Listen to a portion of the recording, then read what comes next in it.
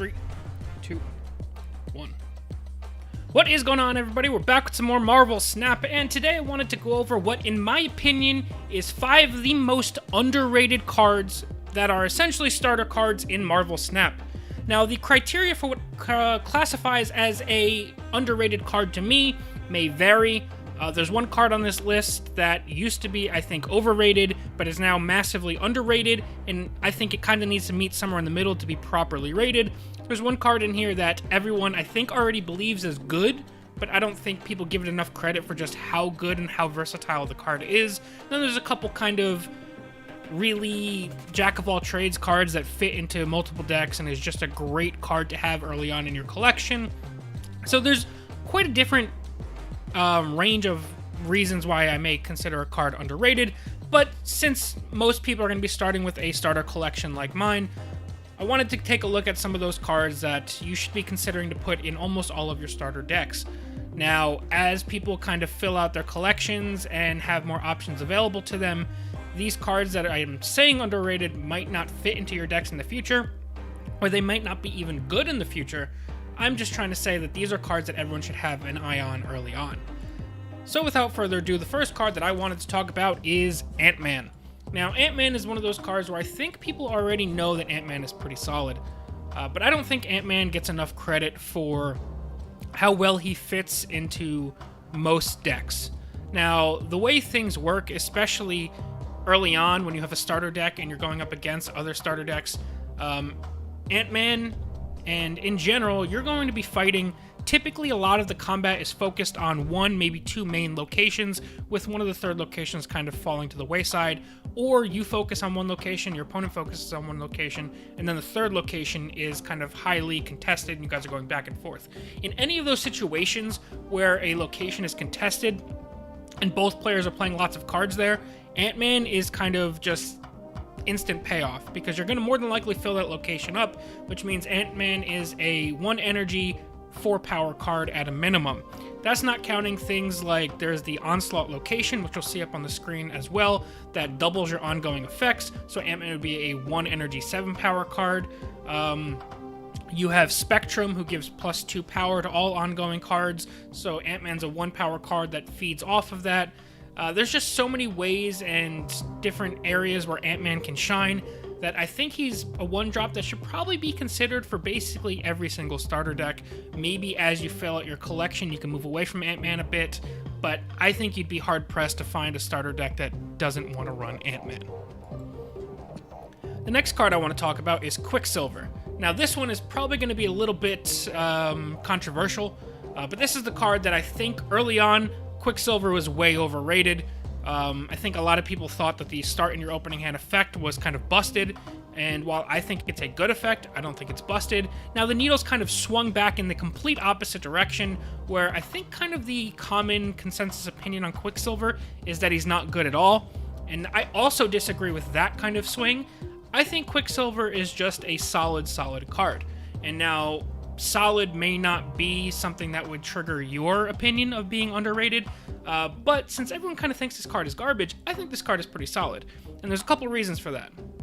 One, you don't really want to miss your turn 1, so despite the fact that Quicksilver is just a 1 energy, 2 power card with no upside and really no other redeeming qualities, it's just a flat 2 power on a stick, I still think that's okay to make sure you don't miss your turn 1.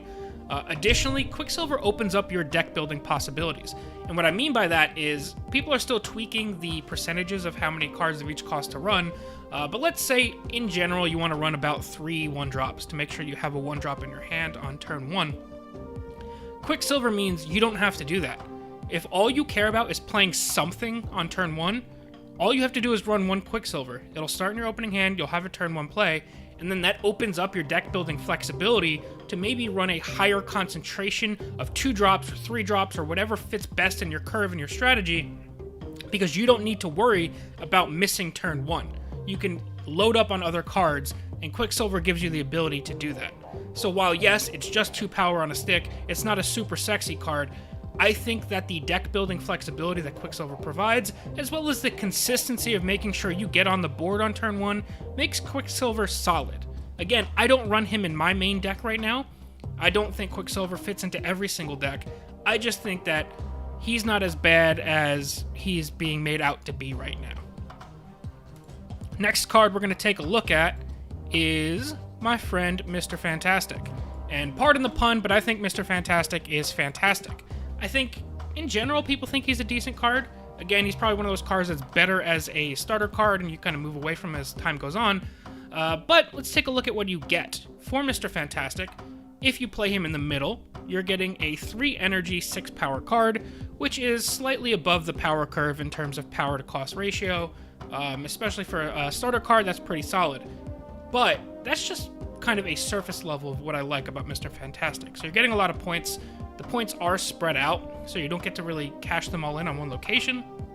But the way combat works, like I said before, typically you and your opponent are really going hard head-to-head for 1, maybe 2 locations. But what Mr. Fantastic allows you to do is continue fighting for those 2 locations. So let's say we're fighting for the left and the middle location, and both of us are leaving the right location alone. I can play Mr. Fantastic in the middle, which helps me fight a little bit for the left and middle, maybe not as powerful as your play, but I continue fighting for those spots, so I'm not abandoning them, and I also get to poke 2 power in the right location. And while 2 power may seem inconsequential, what that means is if the battle for the 2 locations continues throughout the turns, when we get to turn 6, I still have 2 power on that location, and if no other plays have happened there, I have a location advantage, which maybe will allow me to focus my big power plays onto the contested locations instead of having to worry about playing into a 3rd location and losing those out. The other thing Mr. Fantastic is great at is playing around certain locations. So there's some locations that say cards can't be played here at all, or cards that play here get destroyed, or, cards that get played here get -3 power. All of those cards or all those locations can sometimes mess with your deck, and sometimes you don't really vibe with some of those effects. What Mr. Fantastic can do is you can play him next to one of those locations, and maybe you don't have cards that can play around -3 power, but Mr. Fantastic can poke 2 power over there, and if your opponent can't play around that either, that +2 power could be enough to win you a location. Or if neither you or your opponent have ways to sneak a card into no cards can be played here, you to your points could be enough to win that. There's also the Space Throne, where only 1 card can be played in a location, and if your 1 card maybe was just a point short of your opponent's 1 card, Mr. Fantastic could be the difference you need to bump that location over the top. So he's kind of like a really interesting combat trick in a game where there really isn't much combat. So Mr. Fantastic, I like him. He's flexible. I think he fits into almost every deck early on, and he's a card that you probably should continue looking at moving forward. The next card I wanted to take a look at is another 3-drop that kind of has a lot of the same characteristics as Mr. Fantastic, but slightly different, and that is my boy, the Punisher. Side note, I kind of didn't like this art at first, but it's growing on me a lot. I think it's really silly. I still think it's silly, but it's starting to grow on me. I think it's pretty cool. So Punisher does a lot of the same things that Mr. Fantastic does, except it's more of a fights your opponent for the more cards they're playing at a location. So the Punisher can be a 3 power 6 or 3 energy 6 power card just like Mr. Fantastic. However, it requires your opponents to play 4 cards at that location, which isn't all that uncommon. Other things the Punisher can do is in those locations where maybe you have -3 power total, he can continuously gain power from your opponent playing cards there if your opponent's trying to kind of sneak out 1 power at a time in those locations. In situations where you have double ongoing effects like the Onslaught location, or things like Spectrum, Punisher being an ongoing card works there. It's just a powerful card that helps you fight for a location as you and your opponent are stacking. It's not as much of a combat trick as Mr. Fantastic, but it kind of can dissuade your opponent from continuing to stack a location, and if it does continue to get stacked, Punisher continues to gain power, which is obviously very good. I don't think he's quite as high of a ceiling. I just think he's solid, fits into almost every starter deck until you continue to build out your collection. And finally, the last card that I wanted to talk about is Khazar. I think Khazar is pretty well regarded amongst the entire community. This is probably another one of the more controversial choices on this list. Khazar is already thought of as good, so why do I think he's underrated? I think he's underrated because he plays into a lot of the speed bumps in this game very well. What I mean by that is most decks are going to be running, at least 2 or 3 1-drops. Khazar can essentially buff out another, 2 to 3 power per game. So being a 4 energy, 5 power card, which is about fair, you can pump out another 2 to 3 power, which means he could be a 4 energy, 7 to 8 power card, which puts him above the curve. Additionally, I like Khazar because of some of the more disruptive locations in the game. And those main locations that I view as disruptive are things like Central Park, which adds squirrels to every location. There's the one location that adds a -2 ninja to each location. And then there's the locations that add rocks into your deck. Now, those are all usually bad locations for your gameplay. Rocks are 1 energy, 0 power cards, which obviously are dead draws. The -2 ninja is just hard to work around. And squirrels are 1 power creatures that kind of just take up a slot at a location. Khazar takes all of those speed bumps and makes them less bad. And less bad usually isn't like a eye-catching, flashy thing, but if you're taking a whole bunch of 0 power rocks, let's say both me and my opponent draw nothing but rocks the entire game, so we're playing a bunch of 1 energy, 0 power rocks. My Khazar makes those rocks 1 power, which now means all of my rocks are actually me gaining ground on my opponent.